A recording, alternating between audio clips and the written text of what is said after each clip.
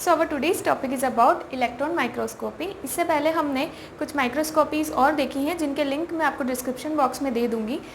यहाँ पर हम ये देख सकते हैं कि इलेक्ट्रॉन माइक्रोस्कोपी के अंदर हम इलेक्ट्रॉन बीम का यूज़ कर रहे हैं in place of light. Light की जगह पर हम यहाँ पर इलेक्ट्रॉन बीम का यूज़ कर रहे हैं।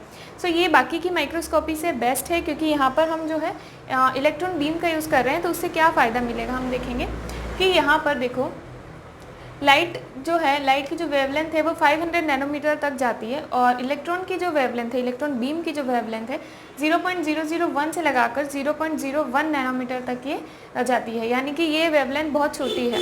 तो जितनी छोटी वेवलेंथ होगी उतना हाई रेजोल्यूशन आपको देखने को मिलेगा। दैट्स वाई हम इलेक्ट्रॉन बीम यहाँ पर यूज़ करें जिससे हमको हाई रेजोल्यूशन देखने को मिलेगा। और यहाँ पर जो लेंस यूज़ होगी वो इलेक्ट्रोमैग्नेटिक लेंस यूज़ होगी और जो लाइट माइक्रोस्कोपी थी उनके अंदर जो है जो लेंसेज यूज़ हो रही थी वो ग्लास की बनी हुई थी। अब देखेंगे कि इलेक्ट्रॉन माइक्रोस्कोप दो तरह के होते हैं, SEM and TEM, scanning electron microscopy and transmission electron microscopy. इन दोनों में क्या डिफरेंस है वो भी हम देखेंगे। पहले हम एक बार बेसिक इसका डायग्राम देख लेते हैं इलेक्ट्रॉन माइक्रोस्कोपी का। यहाँ पर देखो इलेक्ट्रॉन गन यूज़ किया है। इलेक्ट्रॉन गन से यहाँ से इलेक्ट्रॉन रिलीज़ होंगे और ये जाएंगे एनोड पे। ठीक है, एनोड का क्या चार्ज होता है? एनोड का पॉजिटिव चार्ज होता है, इलेक्ट्रॉन नेगेटिव होते हैं। दैट्स वाई जो इलेक्ट्रॉन है वो एनोड की तरफ जाएंगे। देन आगे ये जाएंगे कंडेंसर लेंस से होते हुए स्पेसिमेन जो हमने यहाँ पर रखा है और ये ऑब्जेक्टिव लेंस है।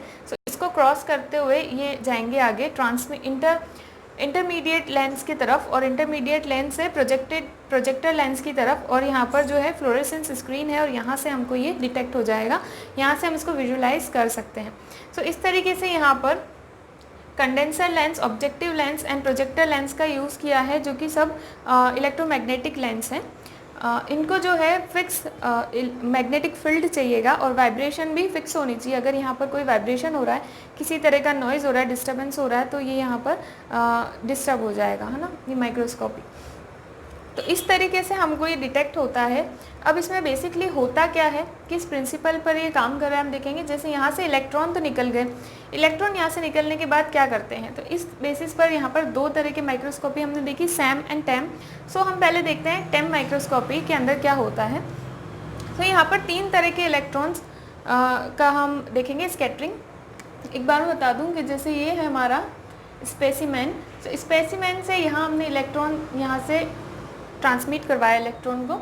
इलेक्ट्रॉन क्या है, ये अंदर गया, है ना। ये इलेक्ट्रॉन अगर अंदर एब्जॉर्ब हो जाए, स्कैटर्ड नहीं हो, अंदर एब्जॉर्ब हो जाए तो वो अनस्कैटर्ड इलेक्ट्रॉन्स कहलाएंगे। और ये हमको स्पेसिमेन की थिकनेस के बारे में बताएगा, यानी कितना ज़्यादा स्पेसिमेन थिक है या थिन है उतना जो है ये अंदर जा सकते हैं। जितना थिक होगा उतना ज़्यादा इलेक्ट्रॉन अंदर जाके रहेगा, जितना थिन होगा स्पेसिमेन उतना ही कम इलेक्ट्रॉन अंदर जाएगा।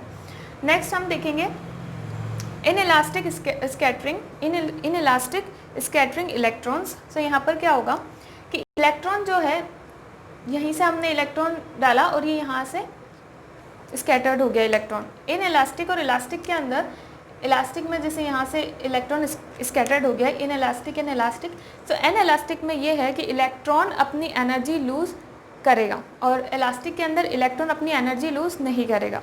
इलेक्ट्रॉन एनर्जी यूज़ करता है, काइनेटिक एनर्जी, ठीक है। तो वो एनर्जी जो है इनइलास्टिक स्कैटरिंग इलेक्ट्रॉन लूज़ करेगा और इलास्टिक स्कैटरिंग इलेक्ट्रॉन लूज़ नहीं करेगा। तो उस पर क्या होगा कि इनइलास्टिक इलेक्ट्रॉन तो बताएगा कि जो अपना स्पेसिमेन है वो किस से बना हुआ है, कंपोजिशन क्या है उसका।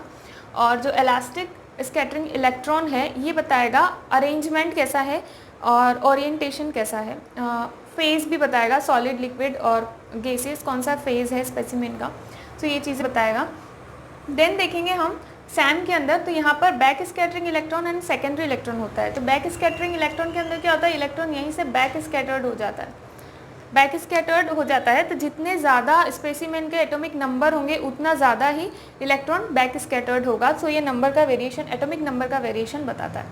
देन सेकेंडरी इलेक्ट्रॉन, तो जैसे हमने इलेक्ट्रॉन दिया, अभी यहाँ पर वही इलेक्ट्रॉन स्कैटर्ड हो रहा था या अनस्कैटर्ड था, बट यहाँ पर अब क्या होगा कि इलेक्ट्रॉन तो हमने दिया, वो इलेक्ट्रॉन नहीं, इसके अलावा जो स्पेसिमेन का इलेक्ट्रॉन है वही यहाँ से स्कैटर्ड होगा।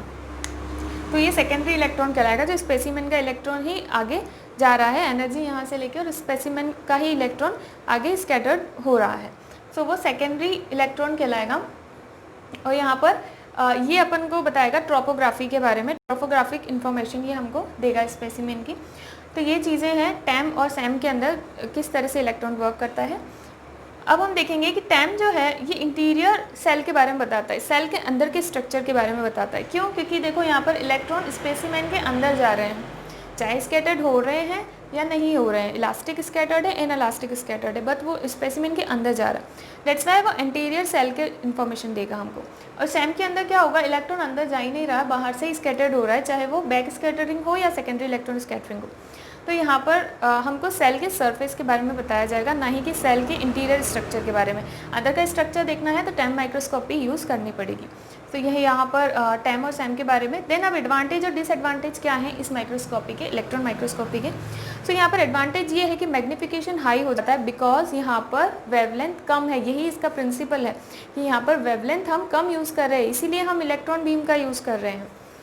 देन डिसएडवांटेज ये है कि यहाँ पर आपको स्टेबल मैग्नेटिक फील्ड चाहिए। अगर मैग्नेटिक फील्ड यहाँ पर डिस्टर्ब होगा तो ये जो लेंसेज हमने यूज़ करी हैं, ये इलेक्ट्रोमैग्नेटिक लेंस है, ये डिस्टर्ब होंगी तो फंक्शन भी डिस्टर्ब होगा। इसलिए यहाँ पर वाइब्रेशन भी नहीं होना चाहिए, वाइब्रेशन और मैग्नेटिक फील्ड दोनों स्टेबल होना चाहिए। देन नीचे के जो मैंने पॉइंट्स लिखे हैं वो लिखा है expensive, large size and repair. So expensive मतलब कि ये बहुत ज़्यादा एक्सपेंसिव है, और लार्ज साइज़ इसका बहुत बड़ा साइज़ है। आप इसको एक बार लोकेट कर दिया फिर रीलोकेट करने में बहुत प्रॉब्लम होगी, यानी ये शिफ्टिंग करने में बहुत दिक्कत होगी। देन रिपेयरिंग, सो इसको रिपेयर करना पड़ेगा अगर कभी, तो वो एक स्किल्ड इंसान ही इसको रिपेयर कर सकता है। इसकी रिपेयरिंग इतनी ज़्यादा ईजी नहीं है। तो अगर आपको नीचे की 3 चीज़ें दिख रही नहीं है तो मैं बोल दूँ, पहला पॉइंट है stable vibration and magnetic field, stable magnetic field and vibration. Second point लिखा है एक्सपेंसिव है ये। थर्ड में मैंने लिखा है लार्ज साइज़ है इसका। देन इसकी रिपेयरिंग जो है वो बहुत ज़्यादा डिफ़िकल्ट है, स्किल्ड इंसान ही इसकी रिपेयरिंग कर सकता है। तो इस तरीके से इलेक्ट्रॉन माइक्रोस्कोपी वर्क करता है। सो अगर आप चाहते हैं कि टैम और सैम के ऊपर एक स्पेसिफिक वीडियो मैं बनाऊँ अलग से, तो आप कमेंट बॉक्स में लिखें। और आज आपको एक क्वेश्चन मैं देती हूँ कि आप इसकी कुछ डिसएडवांटेजेस जो मैंने लिखी है, इसके अलावा कुछ एडवांटेजेस और डिसएडवांटेजेस आप कमेंट बॉक्स में लिख कर बताएँ। So that's all for today electronic microscopy. So if you like my video, hit the like button and subscribe my channel and share it with your friend and keep learning. Thank you for watching.